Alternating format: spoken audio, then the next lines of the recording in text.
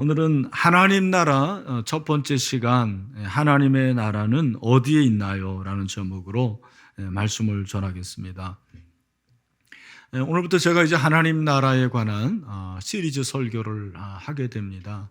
하나님 나라는 구약과 신약을 흐르는 가장 중요한 주제 중에 하나라, 그렇게 말씀드릴 수가 있습니다. 그리고 예수님의 최대 관심사였어요. 어떻게 알 수 있냐면 예수님이 첫 번째 설교하시는데 주제가 뭐였을까요? 하나님 나라였습니다. 그리고 예수님이 승천하시기 전에 사도행전 1장을 보면 무엇에 대해서 말씀하셨을까요? 하나님 나라에 대해서 말씀을 하셨습니다. 실제로 복음서 전체를 보더라도 천국, 또 하나님 나라, 하나님의 나라, 이게 같은 의미예요. 물론 신학적으로 굳이 따진다면 차이점이 있지만 같은 의미로 보면 이 세 가지 단어가 한 100여 회 이상 사용되었다고 그렇게 주석에 기록이 되어 있습니다.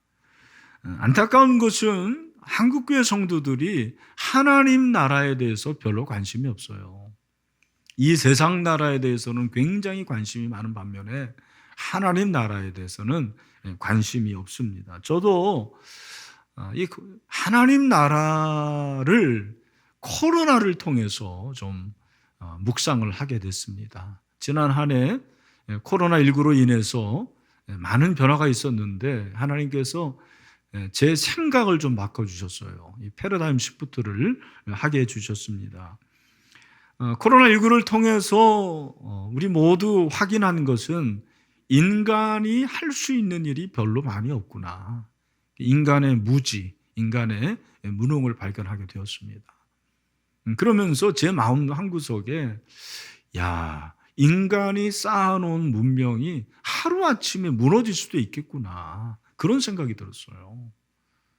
실제로 여러분, 저 남아메리카에 가면 마야 문명이 지금 흔적이 있는데 그 사람들 다 어디 갔는지 몰라요. 하루아침에 없어진 거예요. 우리도 그럴 수 있겠다라는 생각이 들었습니다.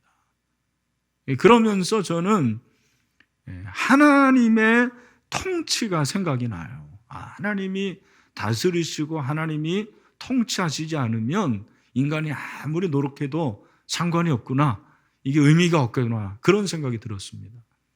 하나님의 통치를 깨달으니까 자연히 하나님 나라에 관심이 가지게 되더라고요. 왜냐하면 하나님 나라는 하나님의 통치이기 때문에 그렇거든요. 제 마음속에 이 하나님 나라를 나만 알면 안 되겠구나, 우리 신일교회 교인들도 이 하나님 나라를 좀 알고 세상의 눈에 보이는 것이 전부가 아님을 좀 깨달았으면 좋겠다, 이런 마음이 들어서 제가 하나님 나라 시리즈 설교를 하기로 했고, 이번 금년 우리 신일교회 주제가 뭐죠? 표어가 은혜 50년, 더 은혜 50년이고, 표 되는 말씀은 마태복음 6장 33절 말씀. 우리 다 같이 시작. 그런즉 너희는 먼저 그의 나라와 그의 의를 구하라. 그리하면 이 모든 것을 너희에게 더하시리라. 아멘. 가정에 있는 분들도 다 따라 하셨으리라, 그렇게 생각을 합니다. 하나님 나라 시리즈 첫 번째 시간은 하나님의 나라가 과연 어디에 있을까라는 질문이에요. 여러분, 하나님의 나라가 어디 있죠? 천국에 있나요?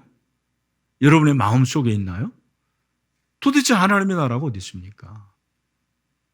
여러분, 전 세계의 나라, 이 나라라고 하는 그 국가죠. 국가가 2016년 현재 그 기준으로 보면은 유엔에서 인정된 나라가 한 193개 정도 되더라고요.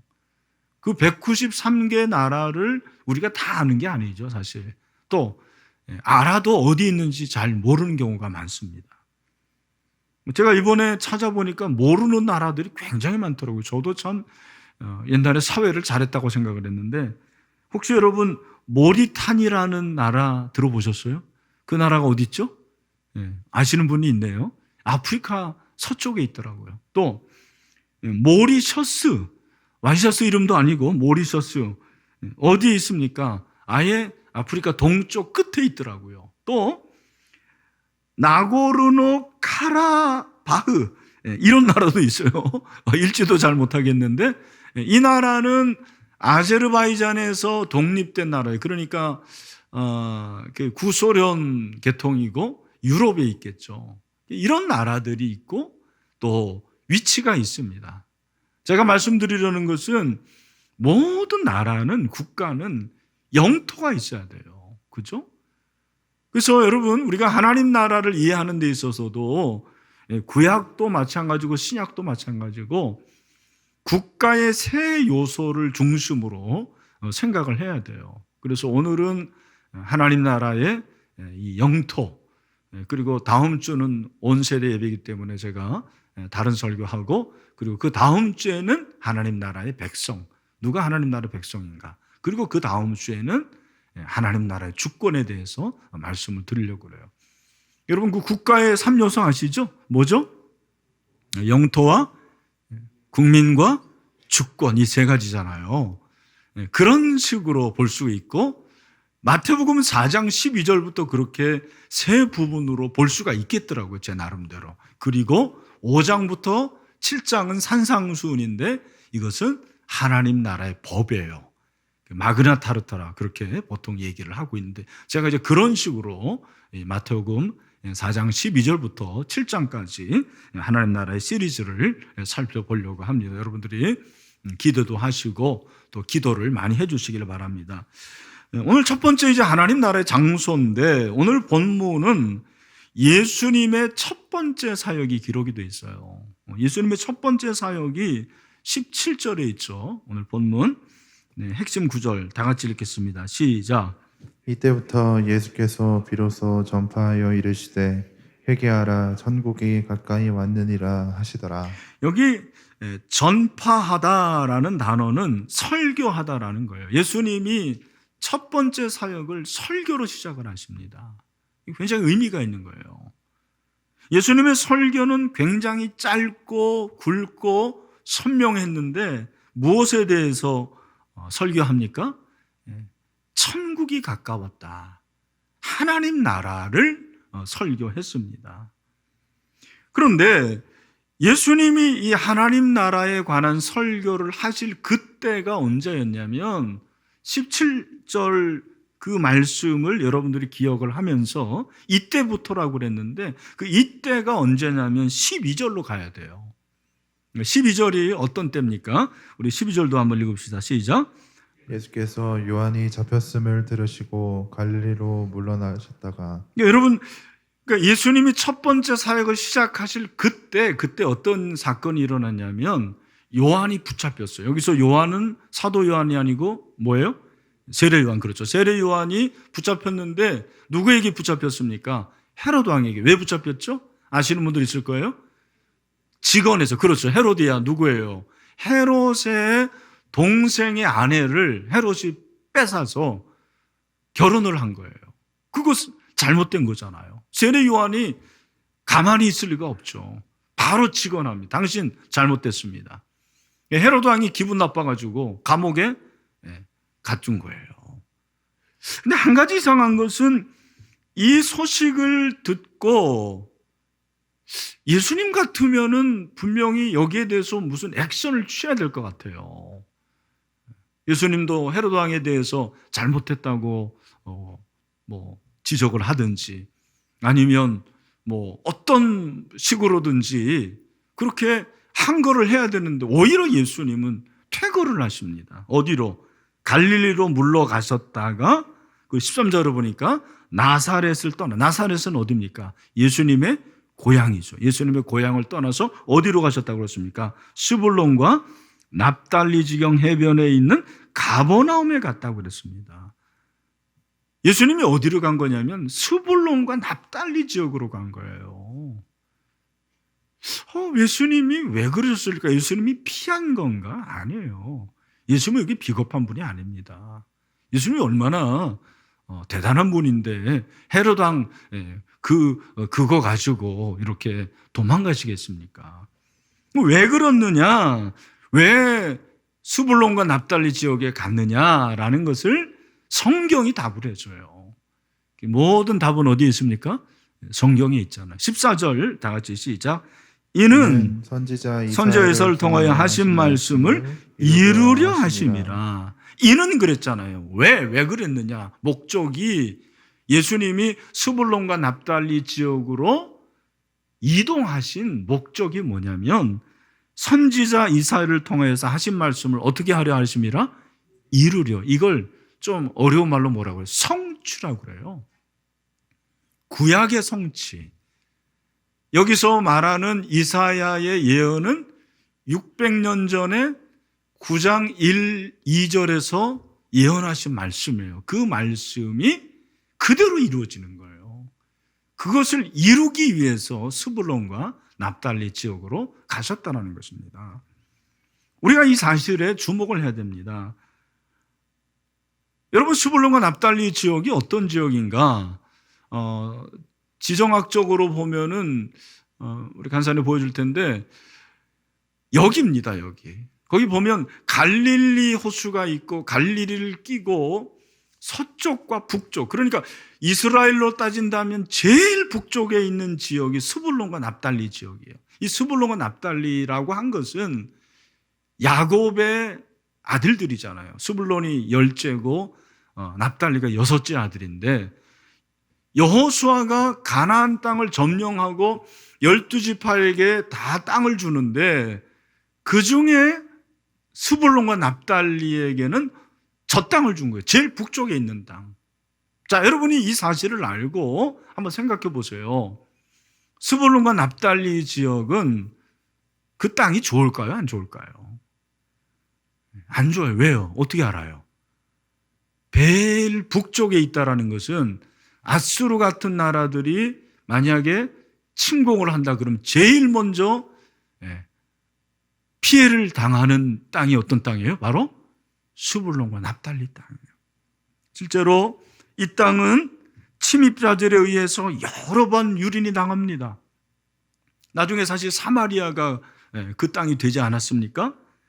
그 땅은 사망의 그늘진 땅으로 알려졌어요. 그 땅은 변방이에요.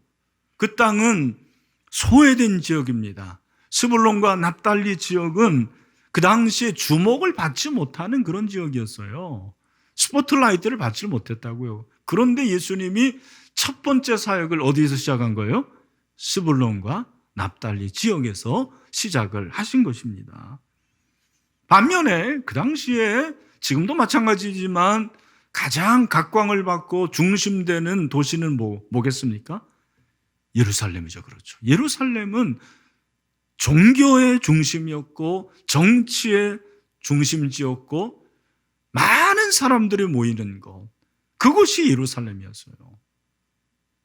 여러분 같으면, 여러분이 예수님이라면 첫 번째 사역을 시작할 때 스불론과 납달리 같은 지역에서 시작하겠습니까? 예루살렘에서 시작하겠습니까? 예, 솔직히 말씀해 주셔서 감사합니다. 이건희 목사는 어디서 시작할 것 같아요? 나는 당연히 예루살렘에서 합니다. 왜 스불론에 가요? 이왕이면은 예루살렘에서 각광도 받고 빛도 받고 성공도 해야죠. 예수님은 달랐어요. 예수님은 예루살렘에서 처음 시작한 게 아니고 스불론, 납달리, 변방, 소외된 곳, 가난한 자들이 많은 곳, 상처받은 자들이 많은 그 지역에서 사역을 시작한 것입니다. 왜? 예수님이니까. 여러분 그런 대답하지 마세요. 이유가 뭐냐면 오늘 본문의 14절에 우리가 살펴본 대로 뭐를 성취하기 위해서?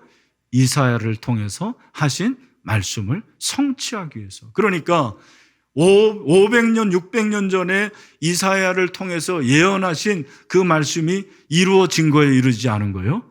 이루어진 것입니다. 할렐루야.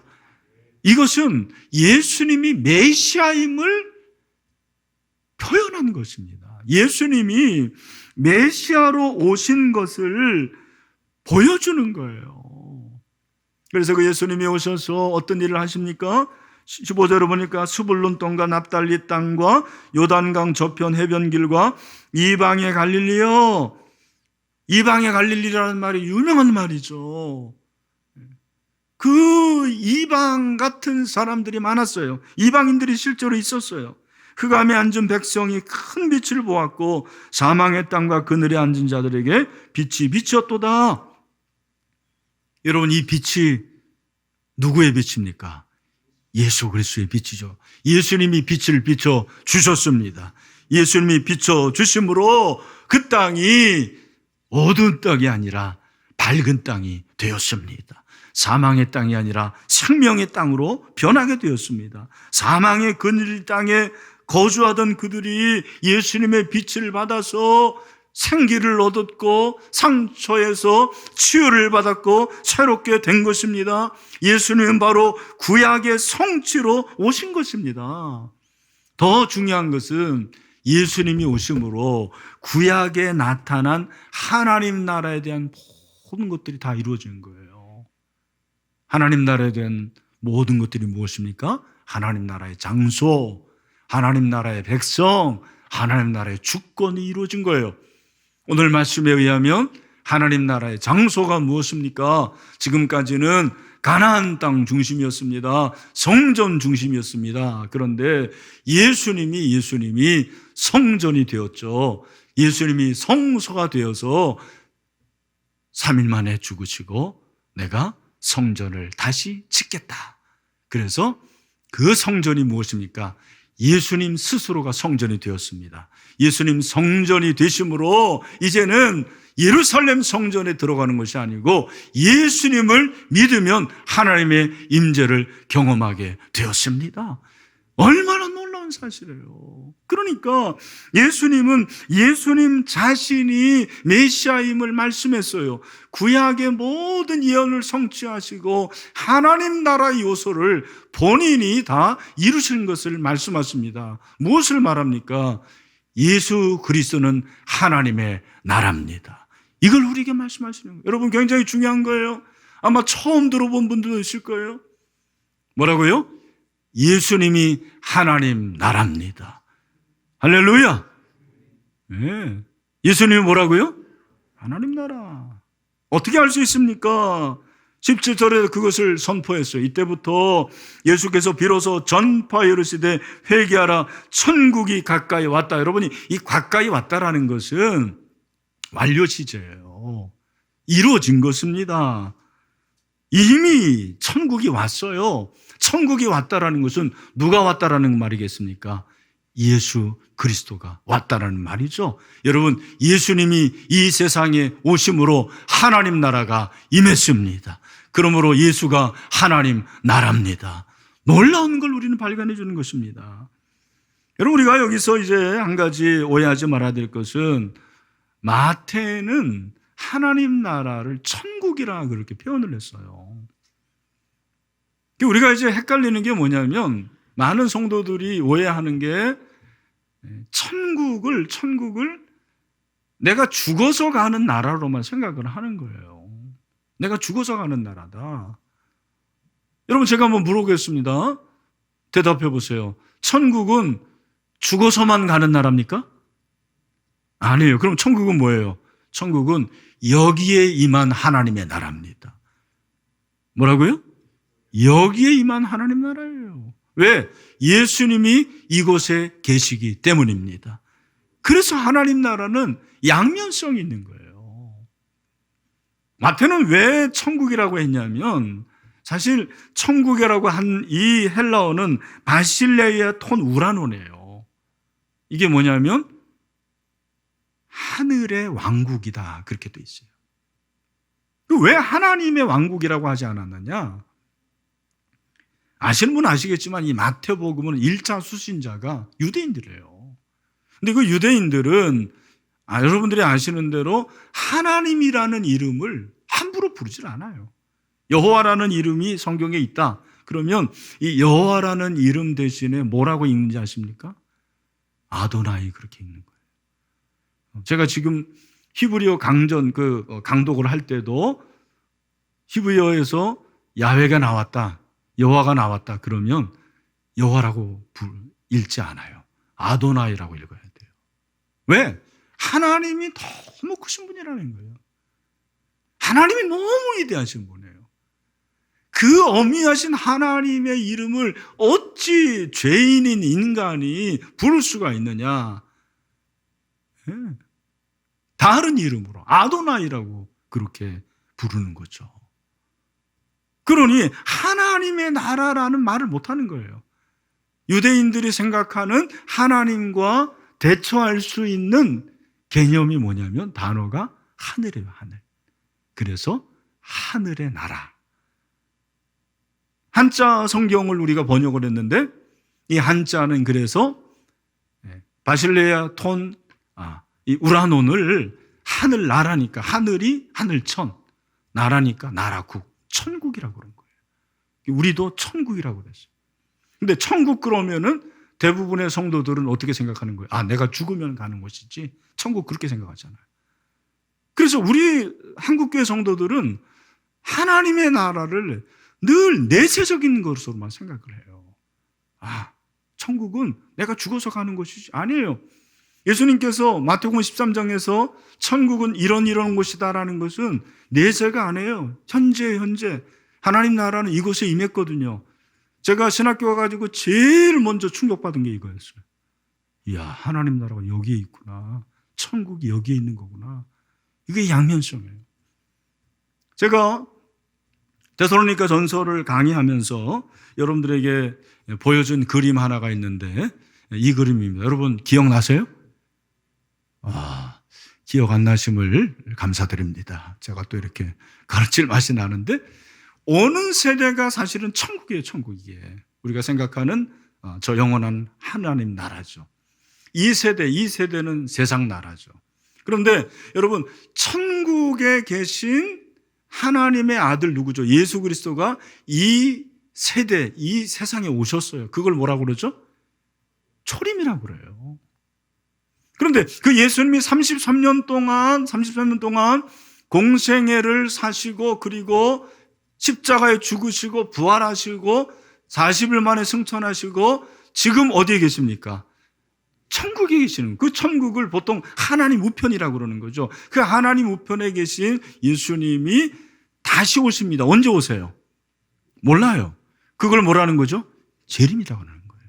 그러니까 여러분 하나님 나라는 양면이 있는데 이미 임한 하나님의 나라가 있어요.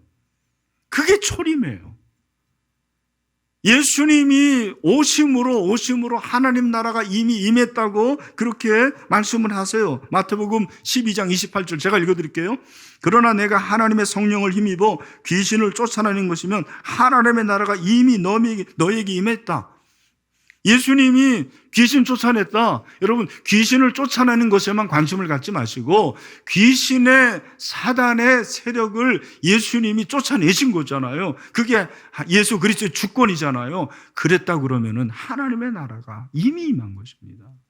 무엇을 말합니까? 여러분 예수님이 이 세상에 오심으로 하나님의 나라는 이미 임했습니다. 그것을 이미 임한 하나님 나라고 그러는 거예요. 우리 같이 한번 가정에 있는 분들도 따라합시다. 시작. 이미 임한 하나님 나라. 근데 그 하나님 나라가 언제 온다고요? 다시? 예수님이 재림하실 때. 그 하나님의 나라가 완성되는 거예요. 완성된 하나님 나라는 예수님이 재림하시면 임하고 저와 여러분은 거듭난 자들이므로 예수님이 재림하실 때 그 하나님 나라 새하늘과 새 땅에 들어가게 될 줄로 믿습니다. 여러분 감동이 되지 않습니까? 예. 저는 막 지금 이 설교를 하면서도 너무 소름이 끼치게 감동이 돼요. 오늘 이 말씀을 들으면서 감동이 되는 사람, 거듭난 사람인 줄로 믿습니다. 감동이 안 되는 사람 한번 생각해 본다. 거듭났는지. 얼마나 놀라운 일입니까? 여러분, 하나님의 나라는 그러므로 어디에 있습니까? 하나님의 나라는요, 예수님이 있는 곳에 하나님의 나라가 있습니다. 왜? 예수 그리스도가 하나님 나라이기 때문입니다. 이것처럼 중요한 게 없어요. 저는 여러분들의 인식의 구조가 바뀌었으면 좋겠어요. 인식의 틀이 바뀌었으면 좋겠어요. 여러분, 예수님이 계시는 곳이 하나님 나라이기 때문에 예수님이 안 계신 곳이 있어요, 없어요? 없어요. 그렇다면 여러분, 이 예배하는 이곳이 하나님 나라인 줄로 믿습니다. 여러분 예배 끝나고 가정에 갑니다. 가정에 예수님이 계세요, 안 계세요? 계시죠. 그러면 여러분의 가정 하나님의 나라예요. 여러분 월요일부터 이제 직장에 갑니다. 직장에 예수님이 계세요, 안 계세요? 계시죠. 그러면 직장이 하나님의 나라입니다. 우리가 찬송 불렀잖아요. 내 영혼이 은총 입어 중한지짐 벗고 보니 438점 뭐라고 그랬어요? 슬픔 많은 이 세상도 천국으로 화하도다. 그 다음에 우리 후렴 한번 더 같이 시작. 할렐루야 찬양하세 내 모든 죄 사함받고 주 예수와 동행하니 그 어디나. 다시 한번 할렐루야 찬양하세 할렐루야 찬양하 내 모든 죄 사함받고 주 예수와 동행하니 그 어디나 하늘나라. 여러분 아멘이세요? 근데 제가 한번 물어볼게요. 예수님과 동행하면 왜 하나님 나라죠? 답이 뭐가 돼야 돼요? 예수님이 하나님 나라니까. 여러분 이제부터는 예수님과 동행하면 하나님 나라의 이유를 예수님 좋은 분이잖아요. 예수님 선한 분이잖아요. 그러니까 그분과 동행하면 하나님 나라죠. 그런 답 하지 마세요. 믿지 않는 자들도 예수님이 좋은 거 알아요. 믿지 않는 자들도 예수님이 선한 거 알아요. 여러분 그분들은 죽었다 깨나도 하나님 나라를 경험할 수가 없어요. 우리는 다른 자들입니다. 왜? 예수님이 우리의 구세주가 되시기 때문입니다. 그분이 하나님 나라이기 때문입니다. 여러분 지금까지 하나님의 역사, 부흥의 역사는요, 그러므로 아주 평범한 지역에서 그런 곳에서 일어났어요. 부흥은요, 세상적으로 유명하고 번듯한 곳에서 일어나지 않았어요. 예수님이 그런 곳에서 태어나신 분이 아니에요. 요한복음 1장을 보면 빌립이 예수님 만나잖아요. 너무 감격해가지고 자기 친구 나다나엘을 전도해야 돼요. 여러분 이 코로나19 때문에 전도 못하는데 너무 가슴이 아픕니다. 전도하십시오. 빌립한테 나다나엘한테 줘. 나다나엘아 내가 메시아 너 어떻게 메시아를 만났어? 메시아가 어디 계신데? 나사렛에서 계셔. 나사렛 예수. 야야 웃기지 마라. 무슨 나사렛에서 선한 게 날 수 있냐. 그럴 때 빌립이 뭐라고 그럽니까? 뭐라고 그러죠? 따라합시다. 와보라. 뭐라고요? 와서 보라. 예수님이 선한 곳에서 나는데 나사렛은 아니라는 거예요. 우리 사랑하는 우리 신일의 성도 여러분, 독산동에서 선한 것이 날 수가 있다 없다? 있다. 믿으십니까? 저는 그렇게 되기를 소원합니다. 우리 자녀들 가운데서 정말 하나님 나라에 쓰임받는 일꾼들이 나오게 되기를 주님의 이름으로 축원합니다. 이 땅을 보지 마세요. 자꾸. 최근에 제 선배 목사님하고 통화를 했는데 이분이 강남에서 사역하는데 본가가 인천이어가지고 본가를 가는데 딱 40분 걸리더랍니다. 차로. 네, 40분밖에 떨어지지 않은데 아파트 값이 10분의 1인 거예요. 인천은. 네. 그러면서 금천구는 어떠냐고 물어봐서 내가 할 말이 없었어요. 그러나 참 감사한 것은 요즘에 금관구가 뜨더라고요, 보니까. 금관구가 뭐예요? 금천구, 관악구, 구로구. 예, 부동산이 이렇게 올랐다고 그래서 괜히 내가 기쁘더라고요. 근데 더 감사한 것은 금관구 중에서 금천구가 제일 앞에 있는 게 감사하더라고.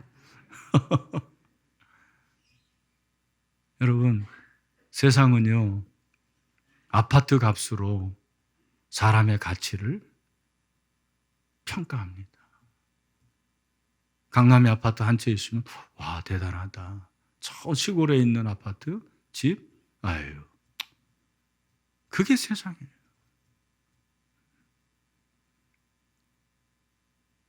그게 세상 나라예요. 여러분, 하나님의 나라는 하나님의 빛이 비춰지는, 예수 그리스도의 빛이 비춰지는 모든 것이 하나님의 나라인 줄로 믿습니다. 예수 믿는 사람들은요, 땅 타령하면 안 돼요.